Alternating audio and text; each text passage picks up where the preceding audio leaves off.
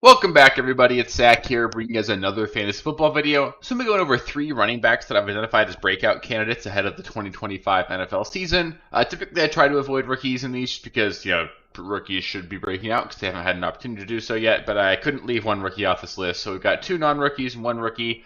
These are 3 running backs that I do find myself drafting quite a bit, and they're guys that I think have a great opportunity to pretty dramatically outperform their ADP right now. So I like all 3 of these guys. If there are any breakout running backs you guys have that you want to share, let me know in the comments below. Love interacting with you guys there. And if you guys disagree or anything, let me know as well. Should be a lot of fun, and let's get into it.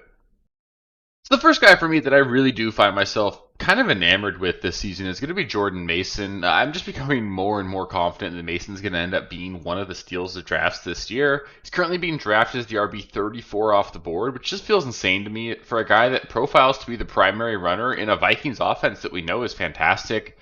We saw there be a ton of upside just with what Aaron Jones was able to offer last season, and Aaron Jones was actually just kind of abysmal in terms of how well he performed in short yardage situations. That's sort of part of why you saw Sam Darnold do so well, is just because they couldn't run the ball in short yardage. Jordan Mason's going to be really good at that when they get close to the line or close to the goal line. They're going to turn around and hand it to Jordan Mason. We know this is going to be a good offense, but typically you see with younger quarterbacks, the main area they struggled is in the red zone, finding out a way to throw the ball in the end zone. It's typically really tough to see rookie quarterbacks throw for a large touchdown total. And I know technically J.J. McCarthy isn't a rookie, but he's going to be a young for quarterback playing for the first time in the NFL.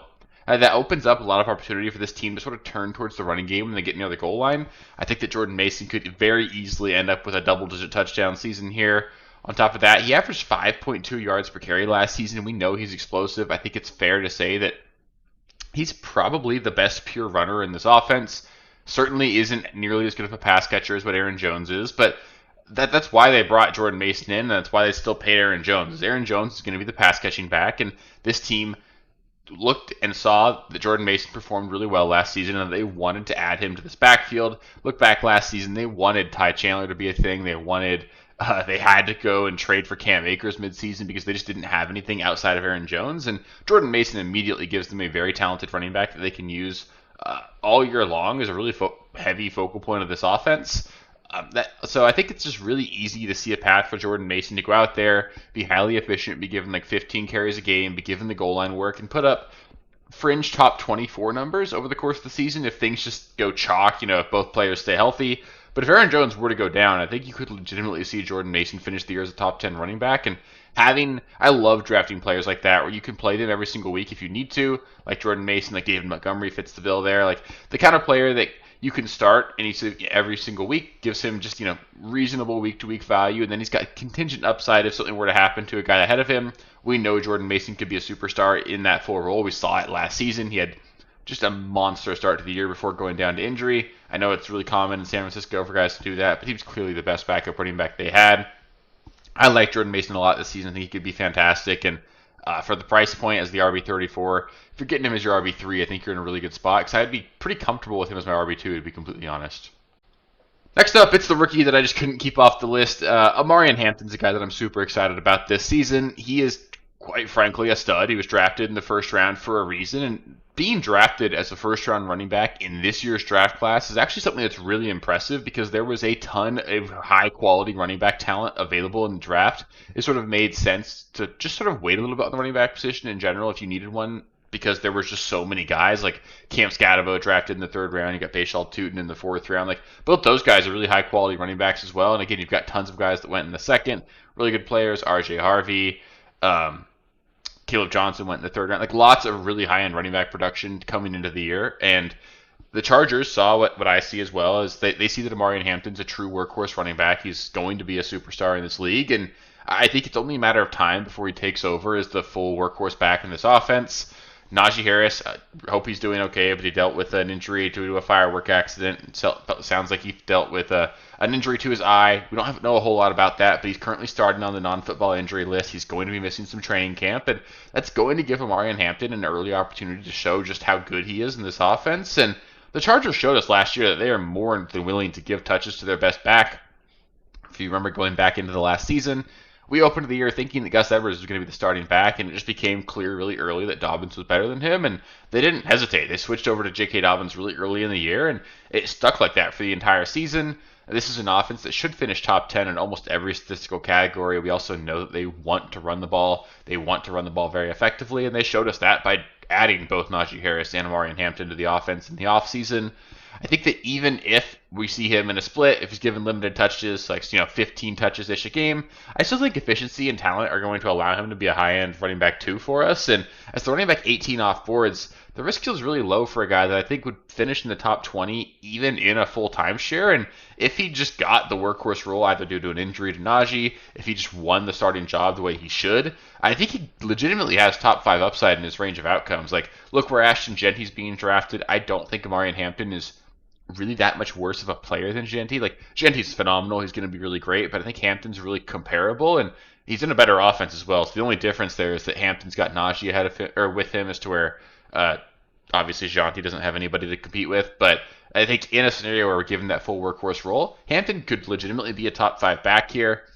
And I think people are a little bit misguided. A really common argument I see against Hampton is like, hey, they're going to want to make sure that this is a timeshare. They want to make sure they keep both these guys fresh for the playoffs. And I think, when you say that out loud, it makes a lot of sense. But if you think about it, like, the Chargers would be a little bit silly to just assume that they're guaranteed to make the playoffs in this division. There's a good to fair chance they could finish third, with the Chiefs and Broncos being really good here. So they're going to need to play their best from the very start of the year. It doesn't make sense to them to hamstring their roster and hamstring their offense by just playing a worse player a ton. Hampton is miles better than Najee Harris. The Steelers clearly think that too, because they let Najee Harris go so that they could draft Caleb Johnson, who went 2 rounds after Hampton. So, like, the Steelers clearly think Najee's not fantastic.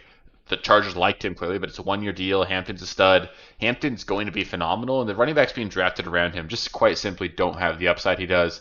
I am in love with Hampton. If I can get him as my running back 2, I feel really great about that, and I think by the end of the year we're going to see him putting up running back 1 numbers. And the third and final running back I'm going to touch on here is going to be Kenneth Walker, who I've typically been out on, but I think it's just honestly impossible to deny the talent here. Kenneth Walker on the field is one of the most talented running backs in the NFL. He consistently makes defenders miss, always just makes plays that seem seemingly impossible happen. And I think in this offense, if things break right for him, Kenneth Walker has legitimate top 5 upside at the position. Seattle wants to be a run-first defensive roster. They've got a defensive head coach. They brought in Gary Kubiak to be their head coach or the offensive coordinator. This is a team that wants to run the ball, lean on their defense, and play, kind of old school football. And we've also seen that Kenneth Walker is pretty capable as a pass catcher as well. So there's a lot of upside in that regard as well. Sam Darnold has not historically shied away from dumping the ball down to the running back position. So there's a lot of upside in that regard as well. And what that means really is that Kenneth Walker is a true workhorse with elite talent in a good offense, and it's really tough to find all 3 of those things being draftable as the RB16, and the only reason he's available in that spot is because he's had such a tough time staying healthy. But if he can stay healthy, we know what that ceiling is. We've seen him go out there and put up monster performances in the past, and it's just been his health that's sort of gotten in the way. This is a contract year for Kenneth Walker. He certainly is going to want to put up good numbers. Seattle also has the 4th easiest strength schedule for the running back position across the entire league. That's based off of fantasy points per game given up to running backs last season. So not a perfect metric, but in general what it says is, hey, there's a big opportunity here for Kenneth Walker to go out there and put up a big season. And I don't want to draft him as my running back 1 because there's a ton of risk there, but I certainly think he can finish as a running back 1, and it makes me feel really good if I can leave my draft with him as my running back 2. So I know the risk is there. But that's sort of baked into the ADP right now, because I think if we knew he was going to play 17 games, this would be a top 10 guy.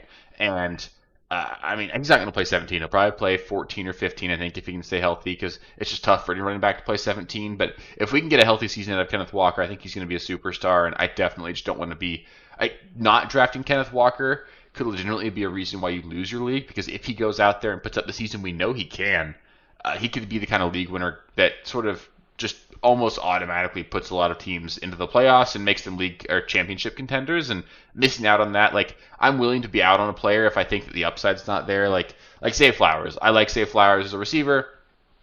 I don't really see a path where I just am almost out of the running because I don't draft him, because I don't see that ceiling there.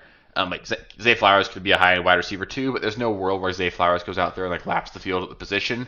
Kenneth Walker has that in his range of outcomes. He's a high draft capital, incredibly talented player in a run first offense. You just can't find that upside everywhere, and I think I definitely want to be targeting Walker this season.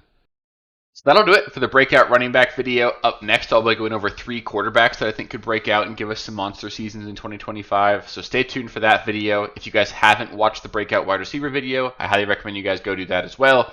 Touching some good players there that I'm excited about. And then, of course, if you guys haven't subscribed to the channel, I highly recommend you guys do that. There are going to be at least 3 videos a week, every single week throughout the entire course of the offseason.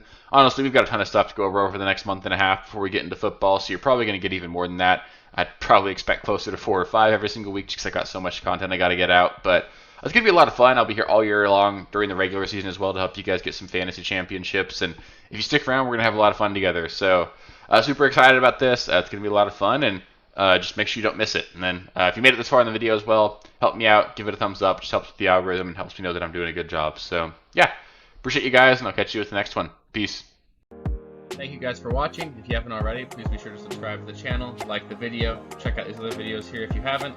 If you want more content, please feel free to follow me on Twitter at RealSteelFFB. I'll be more active on there as the season goes on. Thanks. Catch you later.